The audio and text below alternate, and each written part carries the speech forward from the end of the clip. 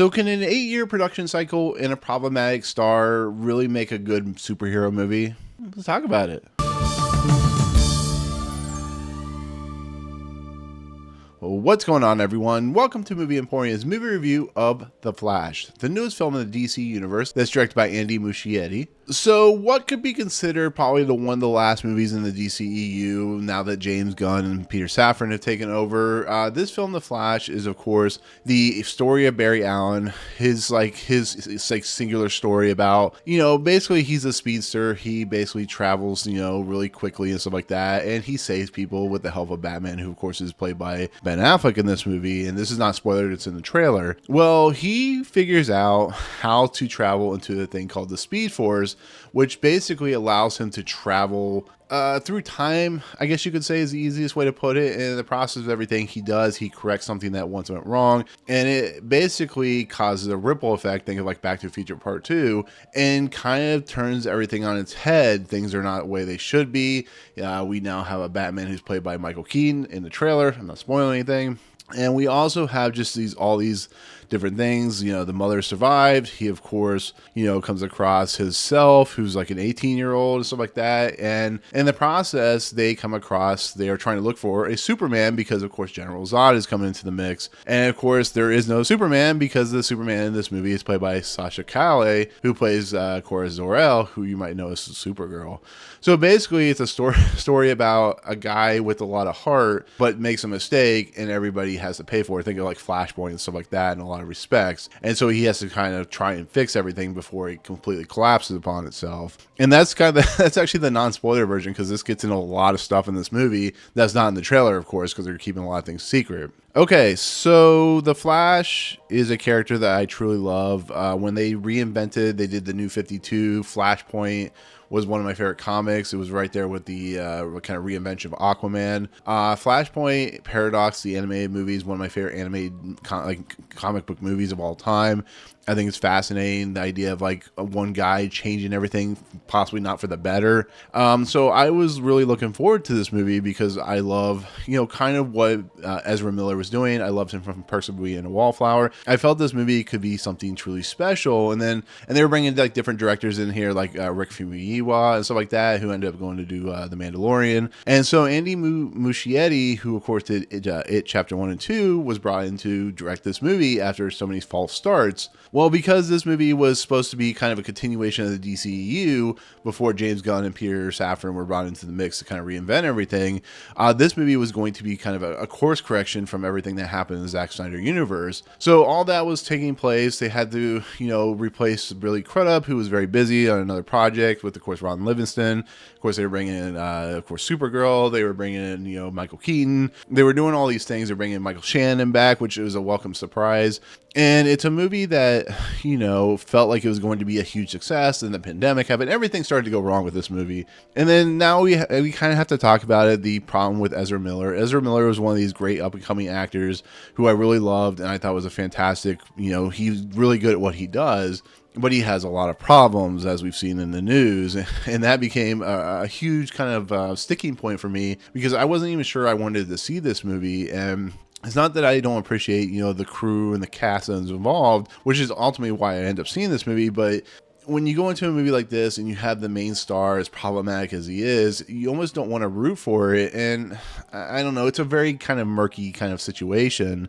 And I know this is a lot of stuff to talk about before my review. That's why I put, cut points where the time frames are at. But that's kind of where I stand. I really didn't know if I was going to see this movie, but I got invited to a screening, so I didn't have to pay for it. So I feel a little bit better about that. And I've been hearing really good things about this, that it's one of the really good DCU movies. And I want to root for all these people because everybody else seems to be pretty on point. Now, with that said, to kind of throw the Ezra Miller stuff out the window, just kind of leave it off to the side because this is a review. I will say this about this movie. It's fantastic. This is an 8 out of 10 if people really want to know my honest opinion. This is a movie that has a lot of heart. It really does try to be inventive. I think the Speed Force stuff is really creative in what they do. I think bringing in people like Sasha Calle and Michael Shannon, bringing Sasha Calle in to play Supergirl, bringing Michael Shannon in to play General Zod again, kind of twisting and turning using that Flashpoint paradox. They also use another comic, which I truly love, which I won't get into because it is spoilers. Bringing in people like Michael Keaton to kind of, be that Batman that we truly know and love, and kind of like mix all of what made DC great and what the history of DC is, and kind of put it into this movie, which, if you go into movies, when it comes to superhero movies, especially the MCU, there's always that problem where like a lot of these characters disappear or they don't come into this movie, and this movie does that really, really well. Once Barry Allen goes into the Speed Force and fixes a problem that didn't need to be fixed, you start to get a really cool sense of what this movie is trying to do. The problem with that, though, is I really wish that they had explained the Speed Force a lot better than they do. The visual flair and what Andy Muschietti and the creative team that are the visual effects artists do a really nice job of like showing us, but they don't explain it, which is a problem for a lot of like movie theater going public, because they'll understand that there's time travel involved, but they won't understand the mechanics behind it. And I think if you threw in a little piece here, a little piece there, you kind of made it a little justifiable in what it's trying to do. I think it could have worked a little bit better and moved this movie up to like a 9 instead of being an 8. And there's stuff like that running throughout the entire movie. Michael Keaton in this movie, I think he's a lot of fun, but I still think he's underused. He's just a character that should have a bigger pop than he does in this movie. And maybe it's just the audience that was seeing it in, but it didn't feel like they were as excited. Maybe they should have left him out of the trailer. I don't know, to be fairly honest. But it's the same thing with like Sasha Calle as Supergirl. I think her character is a little underutilized, and I think Kelsey Clemons' character is a little underutilized. And there's a lot of stuff in here that's just underutilized. It feels like it could have used another movie, like a Flash, part 1 and Flash part 2, which I know a lot of people don't like, but I think there's just some, and it goes in like with, Michael Shannon and stuff like that. You're so focused on, I know what you have to be with Ezra Miller's character, the Barry Allen character, but I feel like these characters are in there and they're a lot of fun to watch and a lot of fun to, bring back into the story, but there's just something slowly missing there. Like there's something off a little bit about what's going on. And like I said, it's an 8 out of 10 for a reason, because it's a really fun, entertaining movie. I just think that like a little bit more with certain characters like Iris West or, Michael Keaton Batman and stuff like that, and they do use a little bit of like the Ben Affleck character and stuff like that, and it's fine, but it just has a little bit missing, is my honest opinion of this movie. And I think the other main problem in this movie is I appreciate the CGI artists and the effects artists, but the visual effects in this movie are all over the place. Some of it looks really good, some of it looks really terrible, some of it just kind of but a lot like the Speed Force stuff and Barry Allen going really quick and how he kind of slides against the ground, a lot of fun. But then it gets into some of the character models, and some of the characters in this movie are CGI, and it shows, and it's really ugly, and it doesn't feel real. It feels very lifeless, like a dummy, a lot of respects, a claymation dummy or something like that. And that's just the nature of what the problem with like superhero movies in this day and age is. Unless they are truly focused and truly kind of pinpointing what exactly needs to be kind of focused on, it can get lost in the jumble. This is the same problem I always had with like Transformers, same problem I had with some of the MCU movies, especially like Ant-Man Quantumania. And it really shows here. It really shows that there's just a lot of stuff put on the screen, the $220 million budget, but it's so much fakeness. It's so much weirdness. There's so much kind of stuff off about it, and it is what it is, but that's the unfortunate nature.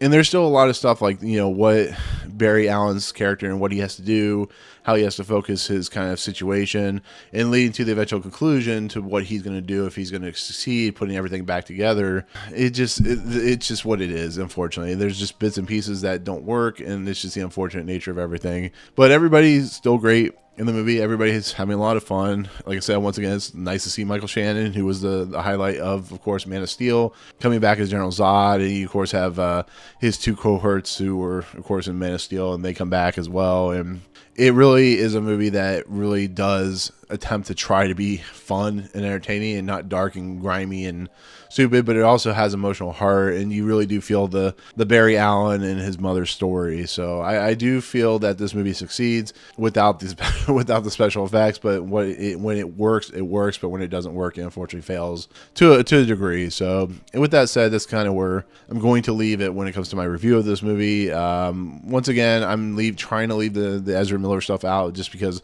I want to focus on the positives and some of the negatives. But if you're on the fence about seeing this movie, or you're getting kind of tired of superhero movies, definitely check it out. It's not as good as, Spider-Verse and stuff like that, but it's definitely worth watching if you want a good, fun, hour and 4 or 2 hours and 20-minute type movie. So anyways, with that said, yeah, that'll do it. That'll be my take on The Flash, a hopefully non-spoiler edition for everyone. But, there's a lot of stuff in here. You could do a whole hour-long video on just everything that's not included in this review. So anyways, with that said, thank you so much for watching. Comments below. Did you see The Flash? Are you going to see The Flash? What is your overall take on all that good stuff? Let me know in the comments. Otherwise, if you like what you see on this channel, hit the subscribe button to join Movie Emporium. Hit that notification bell top to find what's coming next. If you like this video, awesome. Hit that like button. And as always, we'll see you guys on the next video. Peace out.